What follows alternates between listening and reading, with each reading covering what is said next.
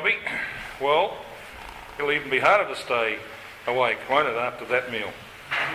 But I know you'll do your best.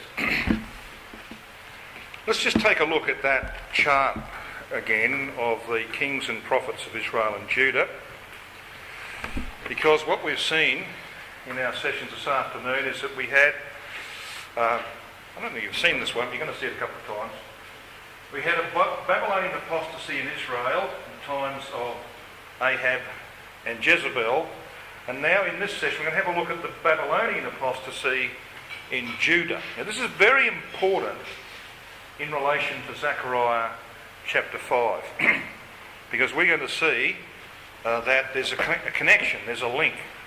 The city of Samaria was the centre of Babylonian worship in Israel under Ahab and Jezebel.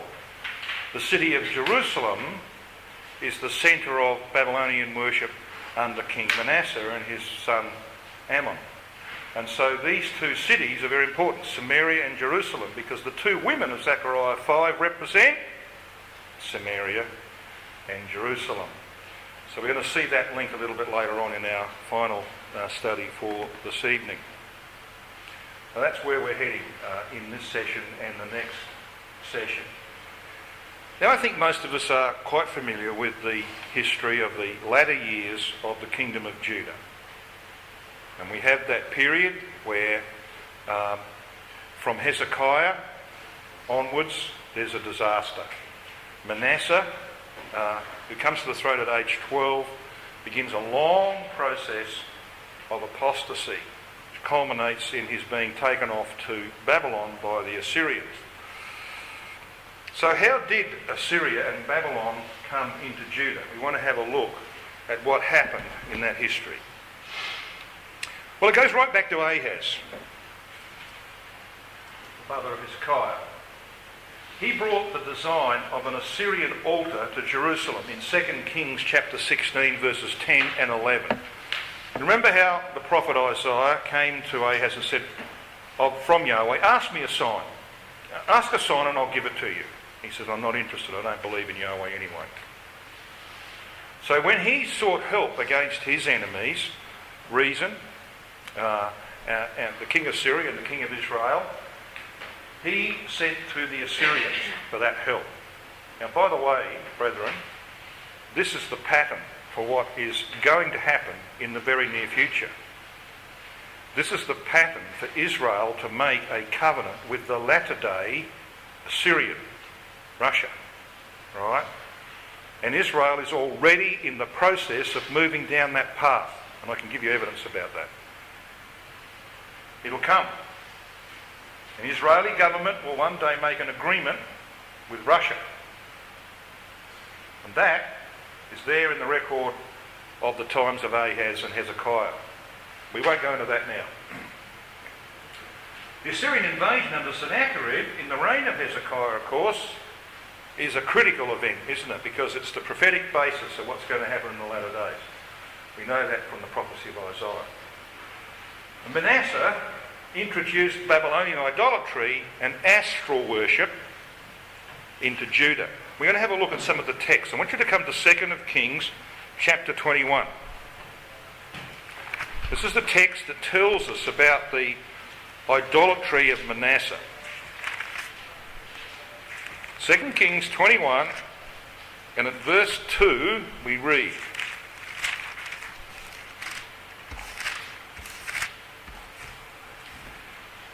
we read about Manasseh in verse 1. He was 12 years of age when he came to the throne.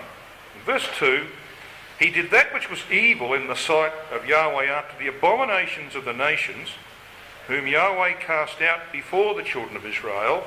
So what did he do? Verse 3.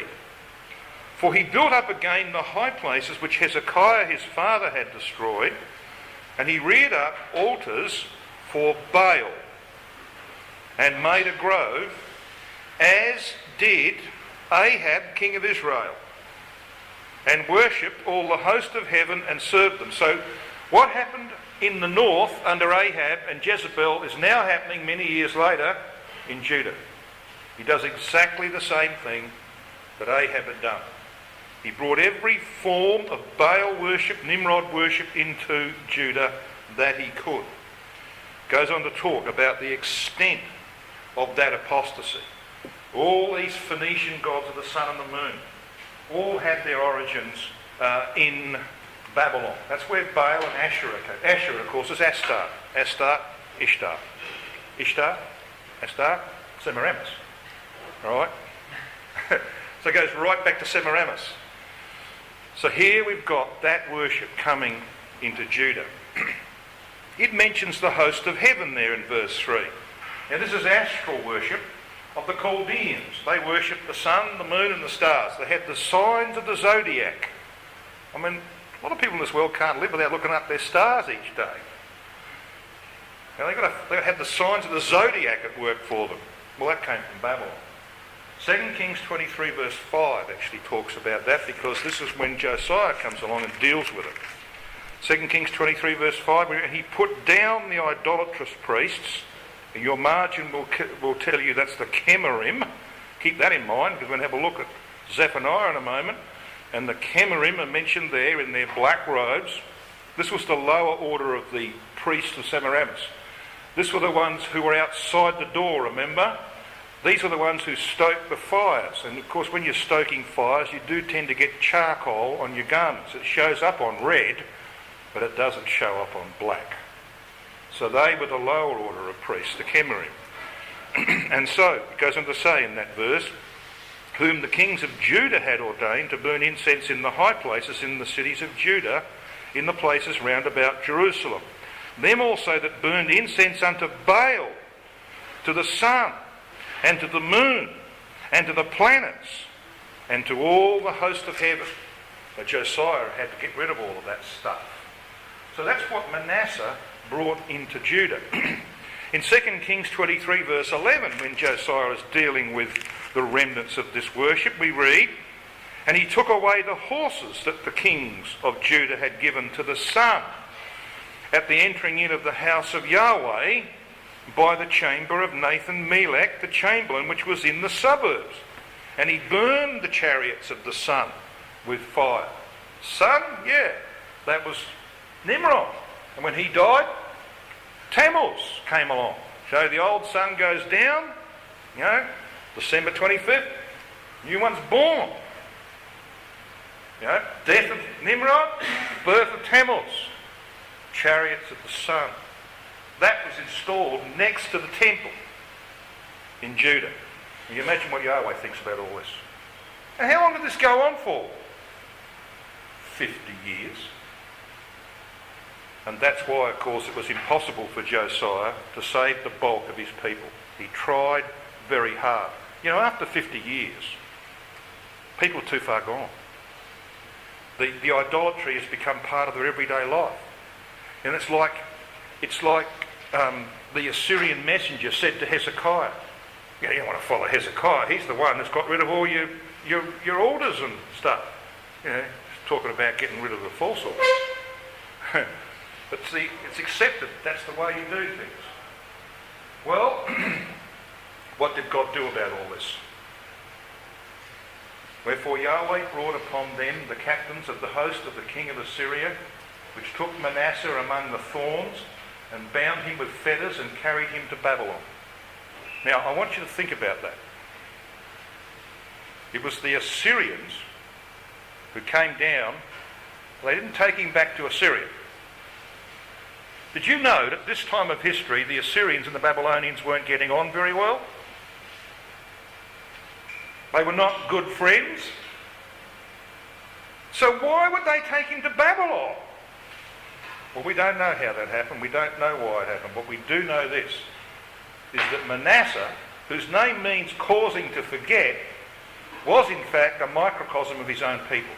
Because he introduced Babylonian idolatry, the only way that God could get rid of that idolatry from Manasseh and later on from his people was to send them to the heart, to the homeland of idolatry. When you actually live in the middle of the mud, you know what mud's like, don't you? When you're at the bottom of the barrel, you know how low you can go.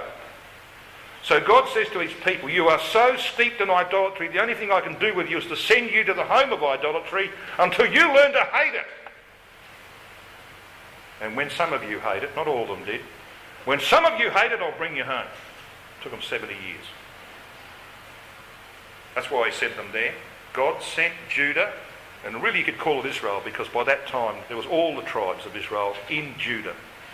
He sent his nation to Babylon to be free from idolatry. And do you know it's a fact that when the Jews came back from Babylon, they have never, ever served idols of wood and stone again. Oh, they served idols, the idol of covetousness and money, and they're in the vanguard of the corruption of the world through the film industry, all that sort of.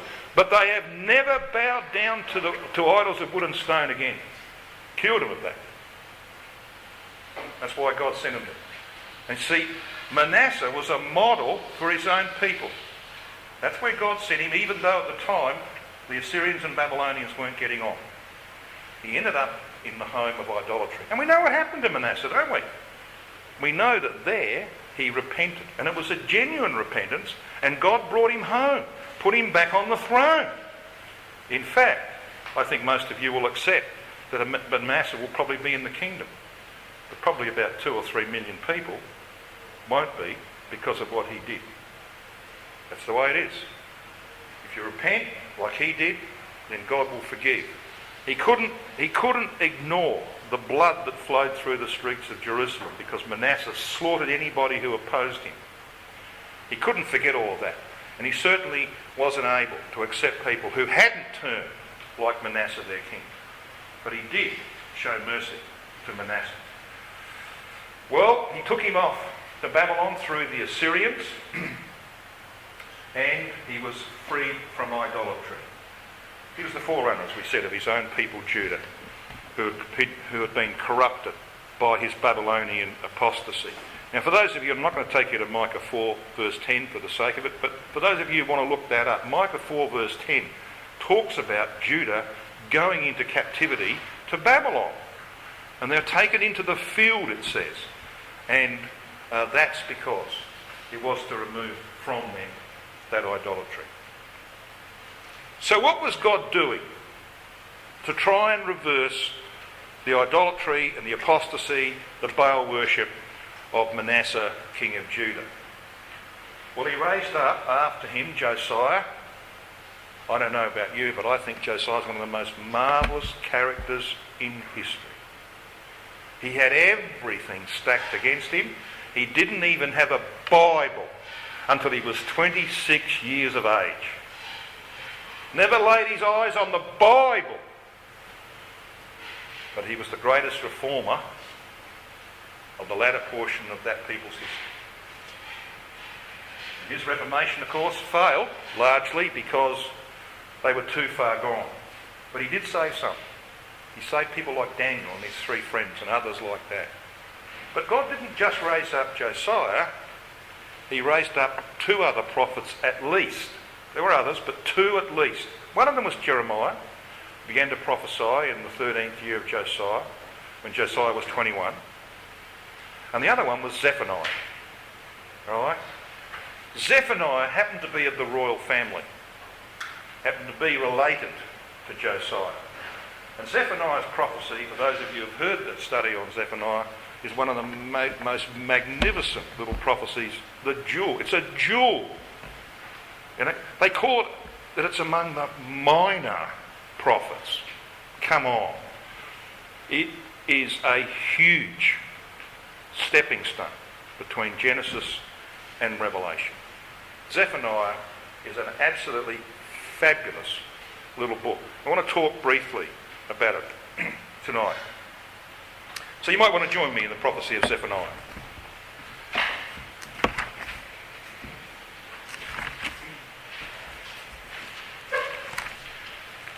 Now Zephaniah was a descendant of Hezekiah. You read that in Zephaniah 1 and verse 1. The word of Yahweh which came unto Zephaniah, the son of Cushai, and I'll make a brief comment about that in a minute, the son of Gedaliah, the son of Amariah, the son of Hizkiah. Now Hizkiah is Hezekiah. So he's a descendant of David. He's part of the royal family, and therefore he has access to the king. And of course Josiah came to the throne at 8 years of age, and boys of 8 don't rule kingdoms all that well. He needed help. He had help, of course, from 2 faithful men, Shaphan the scribe and Hilkiah the high priest. And Hilkiah the high priest was the father of Jeremiah. So there's access for Jeremiah there as well. And these boys, Jeremiah, Josiah, Zephaniah, basically grew up together. And it was Zephaniah's prophecies that initiated, I believe, Josiah's reformation. You've only got to read the prophecy to know that. He prophesied between 630 and 621 BC during the early years of Josiah's reign. He was contemporary with Jeremiah, who began prophesying in Josiah's 13th. As I said, he's seemingly responsible for Josiah's early reforms. Now, Zephaniah's name means whom Yahweh hid. But you see, it says in verse 1, he was the son of Cushai. Now, I ask you, Cushai, by the way, means a Cushite, going right back to Cush, the father of Nimrod. I ask you, what idiot would name his son after the Pope? Same name, Nagel? Yeah. Well, that means fool. He was an idiot. but who would do that? I mean, if you had a child, would you name him Francis? Son? You name him Francis? If he was born 3 years ago, would you name him Benedict? Of course you wouldn't. So you've got to ask yourself the question, why would anybody name their son after the father of Nimrod? Well, because you see, their worship was Babylonian. The whole of Judah was steeped in Babylonian worship. There's nothing unusual about that. If you're a Catholic, you name them after Catholics, don't you? That's what Judah was. So that's one of the things. You read that and you think, well, there's got to be a reason for that. There was a reason for that. And the name Cush occurs 3 times in Zephaniah. You know that in each chapter. Cush is 3 times in 3 chapters of the book of Zephaniah. And there are only 3 chapters. So there's something interesting here. Now Gedaliah is there, the name Gedaliah, whom Yahweh has made great. Amariah, whom Yah has promised. Hezekiah, of course, strengthened of Yah. He had a pretty good heritage, but unfortunately it appears as though his grandfather was imbued with the apostasy of Manasseh. So what Zephaniah is about, and by the way, his name is actually inferred in chapter 2. If you have a look at verse 3 of Zephaniah chapter 2, it says this: Seek ye Yahweh, all ye meek of the earth, which have wrought his judgment. Seek righteousness, seek meekness. It may be ye shall be hid in the day of Yahweh's anger. Zephaniah's name means whom Yahweh hid. So he represents that little remnant, salvation of a remnant, whom God hid among the Cushites, the Babylonians, and made great through the one he promised to Abraham and strengthened for himself. So we've strung those names together. It really does tell the story of the prophecy of Zephaniah. So let's analyse this prophecy briefly. In chapter 1, verse 1 to 2-3, we have hastening judgments bearing down upon Judah because of the apostasy of Manasseh. Chapter 2, verses 4 to 15, we have judgment on the nations. And we're going to see when we get to that little section, actually, while it has relevance to what happened in ancient times, it really points to the times in which we live. In chapter 3, verses 1 to 7, we have the sins of Judah and of Jerusalem spelled out. In chapter 3, verses 8 to 20, we have a remnant restored and redeemed. So the purpose of the prophecy is to encourage a faithful remnant in the face of rapidly approaching divine judgments. And without going into all the proofs, the roots of the prophecy of Zephaniah are found in Genesis 1 to 35. All of this prophecy is drawn from the book of Genesis. It's a marvellous little book. So let's just briefly point that out. Here's the roots of the prophecy. In Zephaniah 1 verses 2 and 3, we read these words: I will utterly consume all things from off the land, or the face of the land as it should be, saith Yahweh. I will consume man and beast. I will consume the fowls of the heaven and the fishes of the sea. Where have you read language like that before? Genesis 1. So what we have here is the language of Genesis 1, and the order of creation is reversed. It's your first clue. Your first clue. Because the book of Zephaniah is about God reversing the work of Nimrod. That's what it's about. Reversing the work of Nimrod. In Zephaniah 2 verse 3, you read language that is based upon the flood. All consumed. That might actually be chapter 1 verse 3, that should be. I'm sure of that. Zephaniah 1 verse 1, 2:12 and 3:10, we have that word Cushai or Cush used. Refers to the original Cush, the area of Babylon. In Zephaniah chapter 2 verse 13, we've got Assyria and Nineveh brought into the prophecy. In Zephaniah 1:16 and 3:6, there's mention of towers. Towers? Yeah, because you see it taking us back to Genesis and to the Tower of Babel. And cities. Yes, taking us back to Genesis 10 and to the first great city builder after the flood. And in Zephaniah 3 verse 9, you can't miss the point. We mentioned it a little earlier today. You've got the word Saphar used, which first occurs in Genesis 11 verse 1. I will return or turn to the peoples a pure lip, a pure tongue, based upon Genesis 11 verse 1. Pure language. In other words, a pure religion. And in Zephaniah 3, 9 to 20, you've got Abraham and Jacob, their seed redeemed. Promises made to Abraham, seen to be fulfilled.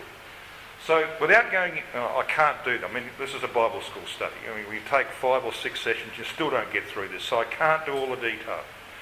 But just to give you a feel for where the background of Zephaniah comes from, it's all drawn from Genesis, and it's all revolving around Nimrod and what God did to answer Nimrod's challenge. He raised up Abraham. He called Abraham out of Ur the Chaldees. That's the background to this prophecy. So what about Nimrod? His name's not mentioned in the prophecy, but he's all over the place. He's omnipresent. The word Cush, of course, his father, occurs 3 times. Goes right back to Genesis 2:13. Towers and cities are there. The high towers of chapter 1 verse 16. The word nations is used 7 times. That comes from way back in, you remember, a study in Genesis 12? I rise up to the prey. Look at chapter 3 verse 8. Wait, says Yahweh. Wait upon me until that I rise up to the prey. Oh, and that's an illusion, isn't it? Nimrod was a mighty hunter. And so Yahweh's going to hunt him down. And that word language, Saphar, that we saw in chapter 3 verse 9, drawn from Genesis 11 verse 1.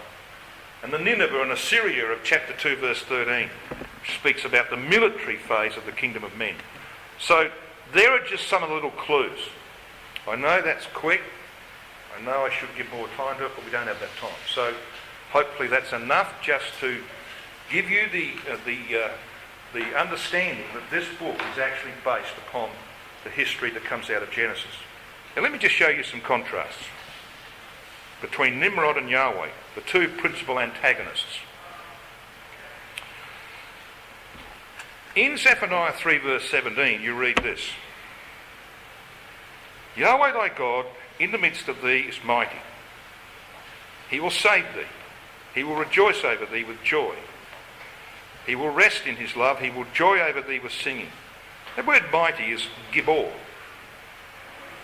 Nimrod was a mighty Gibor. A Gibor, a warrior in the face of Yahweh, says Genesis 10, 8 and 9. Same term is used. In Zephaniah 3:15 we read, Yahweh hath taken away thy judgment. He hath cast out the King of Israel, even Yahweh, is in the midst of them. Yeah, it's an illusion. Back to Genesis 10 verse 10. The beginning of Nimrod's kingdom. In Zephaniah 3 verse 8, wait for me until I rise up the prey. Yahweh will be a hunter.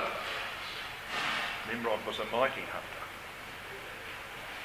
Zephaniah 3:12, 19 and 20, we have reference to the name. Remember what the word is? Shem. Verse 12 says, I also will leave in the midst of thee an afflicted and poor people, and they shall trust in the Shem of Yahweh. And you find that word again used in verse 19, it's rendered fame, and again in verse 20, rendered name. That takes us back to Genesis 11 verse 4. Let us make us a Shem. Language, Zephaniah 3 verse 9, as we pointed out, comes from Genesis 11:1 and 11:9. Okay? So on the one side you've got confusion, on the other side you've got a pure language. This is what the book of Zephaniah is all about. Rotherham translates Zephaniah 2 verse 11 this way. Let's just read the AV. It says, Zephaniah 2 and verse 11, Yahweh will be terrible unto them, for he will famish all the gods of the earth. And men shall worship him, every one from his place, even all the isles of the heathen. Rotherham translates it, all the gods of the earth, that men may bow down to him, every one from his place, all the coastlands of the nations. So what that tells us is that while Zephaniah 2 turns in verse 4 to God's judgment on the nations, God was not just thinking about the nations of that time. He was thinking about the future. Because here is a prophecy about God famishing, that is, denying the gods of this world any worship. He's going to famish them. When the kingdom is established, he's going to abolish these gods, that all men might bow down to him. And they will not feed their own gods with offerings, whatever they might give to their gods.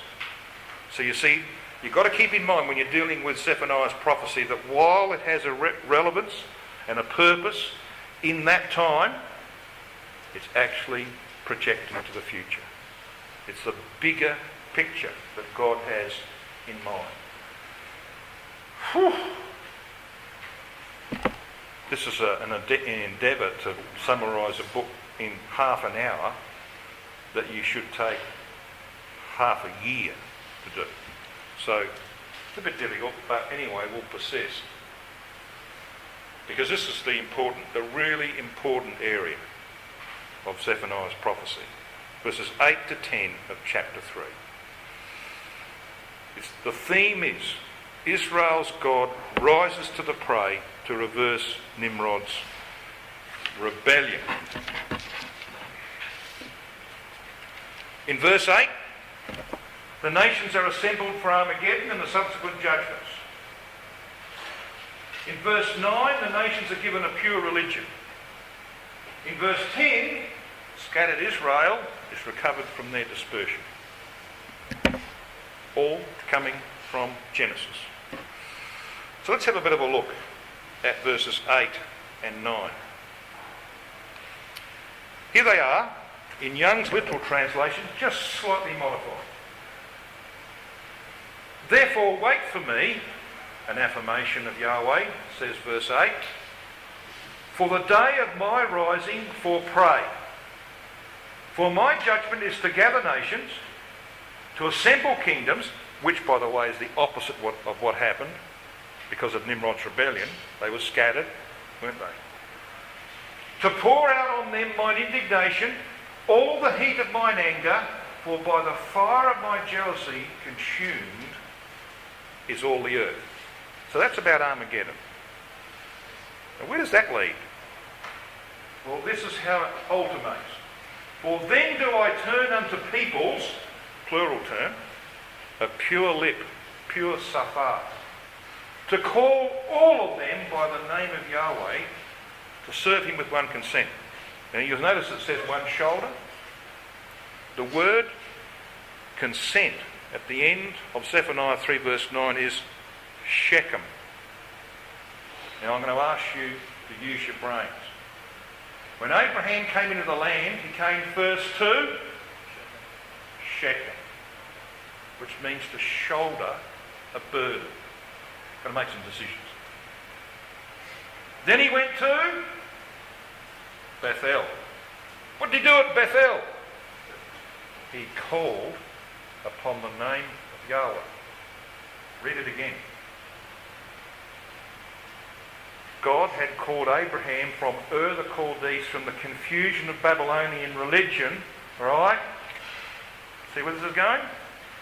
Well then, after Armageddon, do I turn unto peoples of pure lip, which was confused, time of Nimrod's rebellion, and I call Abraham out to start this process, to call all of them by the name Yahweh. They're going to call upon my name, like he did at Bethel. For what purpose? To serve him with one shekel, one shoulder. See the hints? This gives you a bit of a clue about how expansive is the prophecy of Zephaniah. But stop. In this one verse, Zephaniah 3 verse 8, which happens to be one sentence, it contains every letter of the Hebrew alphabet, and there are 22 letters in the Hebrew alphabet, including what are called final letters. So some Hebrew words have a final letter on them, which is actually part of the alphabet, but it's called a final. So there's another 5. So this 22 plus 5 makes a total of 27 letters in the Hebrew alphabet. Alright? Every single one of them is in verse 8 in the one sentence. Give me a sentence that's got every letter of the English alphabet.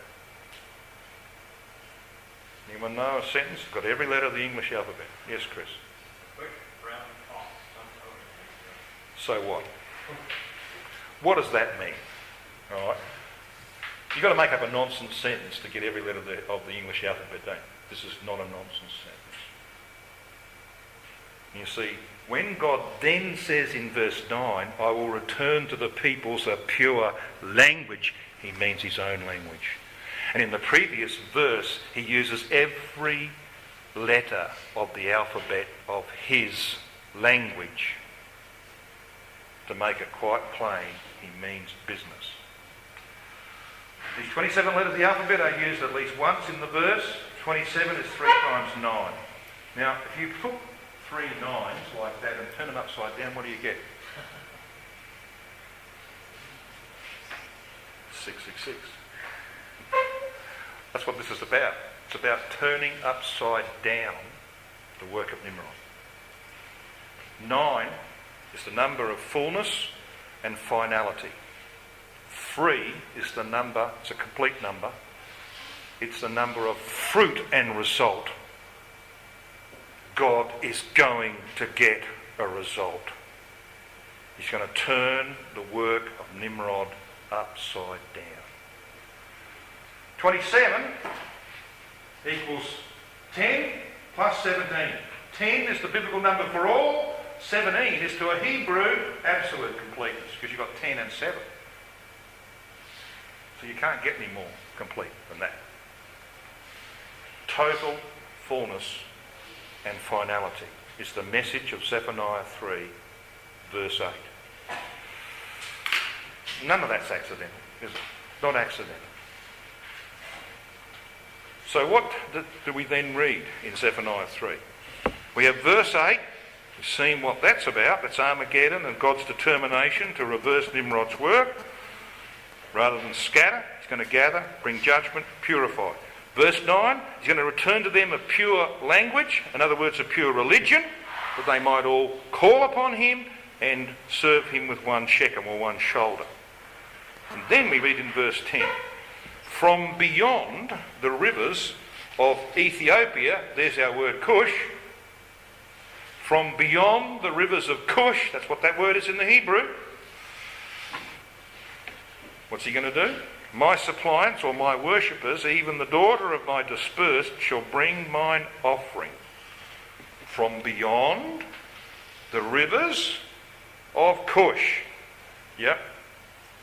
God had a purpose. In the call of Abraham, he brought him from beyond the rivers of Cush. Didn't he? Brought him from beyond the rivers of Cush. And that was the pattern for bringing Israel back to the land. And when Elijah goes out to do his work, which is the subject matter at the end of Zephaniah 3, same pattern will be followed. Coming from beyond the rivers of Cush. But their Cush, of course, is going to be Europe, where the papacy will be installed in rebellion against Christ. So, what is God's purpose with Abraham? Well, we're told in Isaiah 51 verse 2, "Look unto Abraham your father, and to Sarah that bare you, for I called him alone, and blessed him, and increased him." So he starts with one man. He's not going to finish with one man, is he? He's going to come down here. "And in thy seed shall all the nations of the earth be blessed," was the promise he made to him right at the end, in the 7th promise of Genesis 22 verse 18. So he starts with one man, he ends up with all the nations of the earth being blessed. That's what this is about. A return to the peoples of pure language. They might all call upon the name of Yahweh, to serve him with one shekel. All coming from Genesis. What's God's purpose with Israel as a nation? He said to the nation, "You only have I known of all the families of the earth." Is he content with that? No.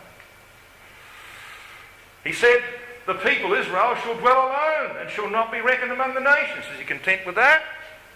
Well, that's how he started. It's like he started with Abraham. Nope. He's not going to finish there. Because the promise made concerning his son in Luke 1, based upon Isaiah 9, was this: "He, Christ, shall reign over the house of Jacob," that's the name for natural Israel, "forever," or for the age, kingdom age, "and of his kingdom there shall be no end." Now that's not about time. Christ's kingdom will have an end. Anybody tell me how long it lasts? 1,000 years. It's got an end. Then cometh the end, when he will give the kingdom back to God. This is not about time. This is about geography. What this is saying, and it's based on Isaiah 9 verse 6, it's a quotation out of Isaiah 9. This is saying that wherever you go on earth, when Christ's kingdom is fully established, you'll be in his kingdom. Of it there will be no end. You can keep going around and round and round. You'll be in Christ's kingdom. How do we know that's true? Well, let me ask you a question. Isaiah 9 verse 7 says, "Of the increase of his kingdom and of peace, increase of his government and peace, there should be no end." How do you increase government? Yeah.